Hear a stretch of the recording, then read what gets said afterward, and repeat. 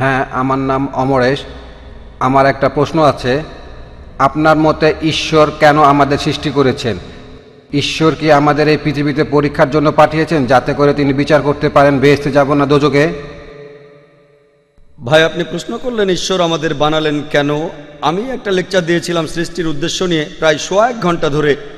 ঈশ্বর আমাদের তৈরি করেছেন, তার একটা কারণ হলো পরীক্ষা, পরকালের জন্য। পবিত্র কোরআনে সূরা মুলকে 2 নম্বর আয়াতে উল্লেখ করা আছে, আল্লাযী খালাকাল মাউতা ওয়াল হায়াতা। তিনি সৃষ্টি করেছেন মৃত্যু আর জীবন তোমাদের পরীক্ষার জন্য, তোমাদের মধ্যে কে উত্তম। আর এছাড়াও তার এই সৃষ্টির বিশেষত্ব হলো তিনি মানুষ তৈরি করেছেন যার নিজের ইচ্ছা আছে। আমরা মহান ঈশ্বরকে মানতে পারি অথবা অবাধ্যও হতে পারি, আমাদের নিজস্ব কিছু ইচ্ছা আছে। আর আমরা এই পৃথিবীতে আসার আগে সৃষ্টিকর্তা প্রশ্ন করেছিলেন, তোমাদের মধ্যে কে মানুষ হয়ে জন্মাতে চাও? আর আমরা মানুষ হয়ে জন্মাতে চেয়েছিলাম। আপনি আর আমি পৃথিবীতে জন্মানোর আগে আমরাই মানুষ হতে চেয়েছিলাম। আর সেজন্য সর্বশক্তিমান ঈশ্বর আমাদের কিছু ইচ্ছা শক্তি দিয়েছেন। এখন এই ইচ্ছা শক্তির কারণে আমরা ঈশ্বরকে মানতে পারি, আবার অবাধ্যও হতে পারি। ঈশ্বরকে মানলে বেহেশতে যাব, আর অবাধ্য হলে যেতে পারবো না। তাহলে এই জীবনটা পরকালের জন্য পরীক্ষা।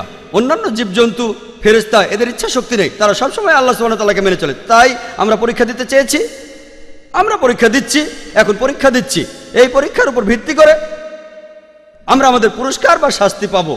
পবিত্র কোরআনে সূরা জারিয়াতে 56 নম্বর আয়াতে উল্লেখ আছে, আল্লাহ বলছেন, ওয়া মা খালাকতুল জিন্না ওয়াল ইনসা ইল্লা লিয়াবুদুন। আমি সৃষ্টি করেছি জিন ও মানুষকে শুধু আমার ইবাদত করার জন্য। তাহলে আমাদের সৃষ্টি করার একটা কারণ হলো উপাসনা, আর পরকালের জন্য পরীক্ষা।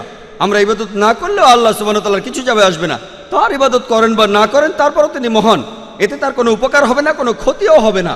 আমরা সবাই পরীক্ষা দিচ্ছি, আমাদের ভালোর জন্য চেয়েছিলাম। যেমন আমি মেডিকেলে পরীক্ষায় পাশ করতে চেয়েছিলাম, আমি চেয়েছিলাম, তখন আমাদের টিচার আমাদের পরীক্ষা নিলেন, আমি সেই পরীক্ষায় পাশ করলাম। একইভাবে ভাই, আমরাই চেয়েছিলাম, আমরা এখন পরীক্ষা দিচ্ছি।